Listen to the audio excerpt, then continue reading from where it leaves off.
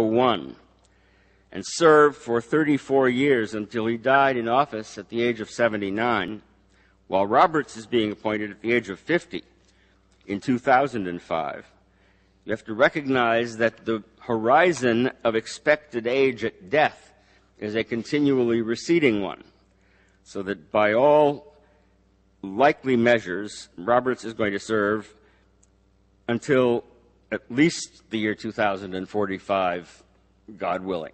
And what that means, I think, can be best dramatized by asking yourself, well, how old will the other guys he's serving with be then? Well, those of you who are 25 to begin with, not to mention those who are on the court, will be 65 then.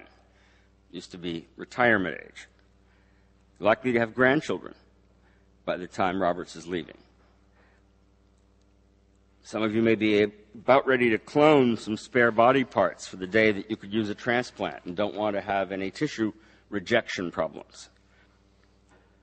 And your right to clone those spare body parts may be under challenge by an act of Congress forbidding it. But you may live in California, which, just as they allowed medical marijuana, might allow homegrown spare body parts under medical prescription. And instead of a case about marijuana, you'll have a case about whether Congress has the power to enact this ban and to override the experiments of California. What would the liberal position on that be? What's the conservative position? Justice Stevens, assuming that he serves until he's 90, God willing, will be leaving the court in around the year 2010. He will have been gone from the court for 35 years by the time that John Roberts is 90 and leaving.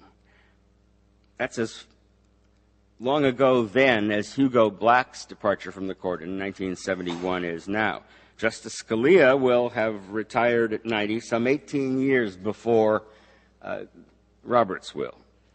Ginsburg, some 22 years before. Souter, 15. Even youthful Justice Thomas will have hit 96 years ago, and here will be Justice Roberts, still serving as Chief Justice of the United States. And to get a fix on what this back to the future scenario kind of means, let me ask you to imagine that the year is not 2045, but for reasons that I'll explain in a second, just 16 years from now, 2021. You pick up and try to thumb through a brief history of the past 16 years. You find a chapter on the Roberts legacy.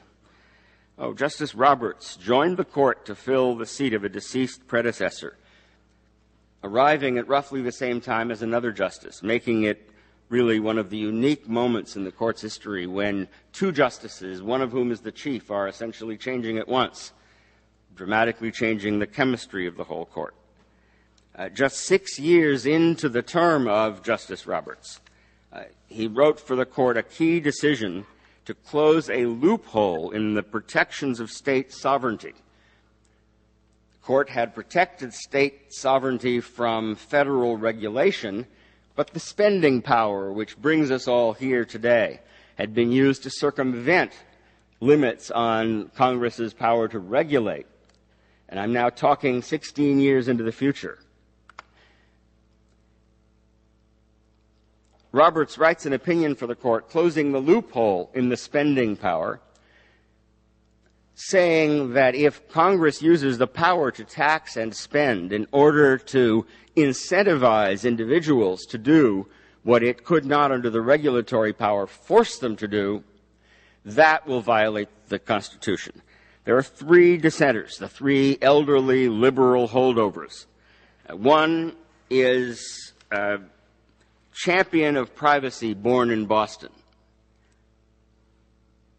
You think, I mean Breyer, right? One was born in New York, maybe Ginsburg.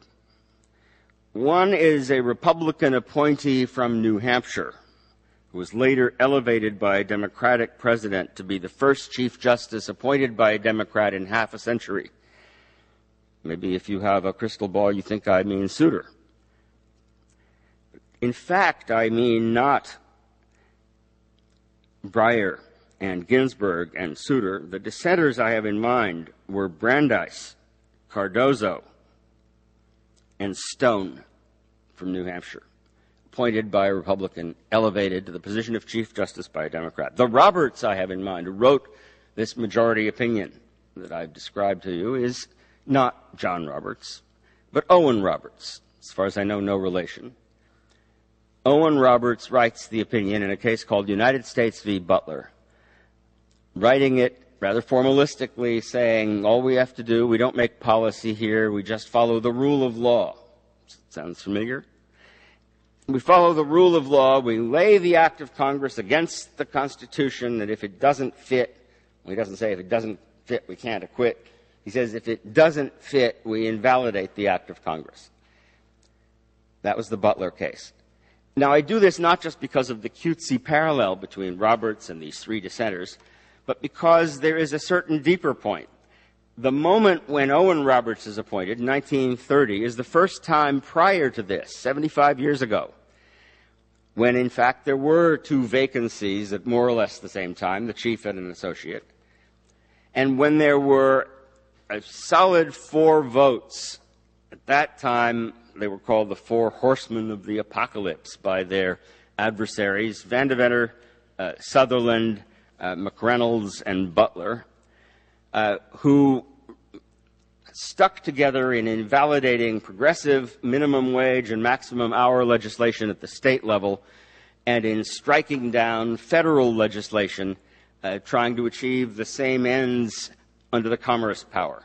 So that in 1918, a federal law banning the interstate shipment of goods made exploitatively by child labor was struck down by that court.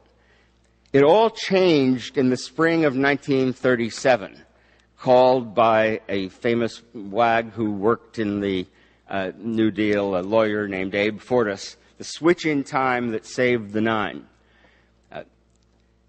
There was an infamous court-packing plan, the gravamen of which would be that every time a justice would hit 70, and the 4 old men of the apocalypse, the 4 horsemen, were all over 70, the president would get the authority to fill a vacancy, to create a kind of shadow justice with full authority, whose vote, being an FDR appointee, would cancel that of the doddering McReynolds or Vandeventer or Butler or Sutherland. And some thought, post hoc ergo propter hoc, that the change in the court because of Roberts' vote, Roberts was known to have changed his vote from striking down the minimum wage law in a case called Moorhead v. Tipaldo to upholding it, that the change was triggered by the court-packing plan. But in fact, it wasn't. The papers that, as always, make their way to the surface showed that, in fact, the change was triggered by a change of heart and mind by Owen Roberts many months before FDR won the election, let alone proposed the court-packing plan. Roberts differed from the 4 horsemen in being a more moderate Republican from Pennsylvania, much younger, less dogmatic, less doctrinaire, despite the language in United States v. Butler, much like the unrelated namesake that we have before us, John Roberts. And why not judge John Roberts by the values then, if the values of an Owen Roberts made so much difference, by his values, apart from their unknowability? Well, partly because it would be difficult to know what values to look for. This summer, Justice Stevens made a speech saying that his values were in deep tension with his 2 most important opinions of the term. He had written the opinion saying that New London, Connecticut could use the power of eminent domain to take a private home for private development as part of a comprehensive economic redevelopment scheme. Made him sick. Didn't like the idea, thought the free market was better, but that's what he thought the Constitution said. Not that this was a good use of eminent domain, but that it was up to the state to decide if it wished, as a dozen states had, if it wished to outlaw this use of eminent domain, the state could do it. He valued in that case state autonomy and democracy over private property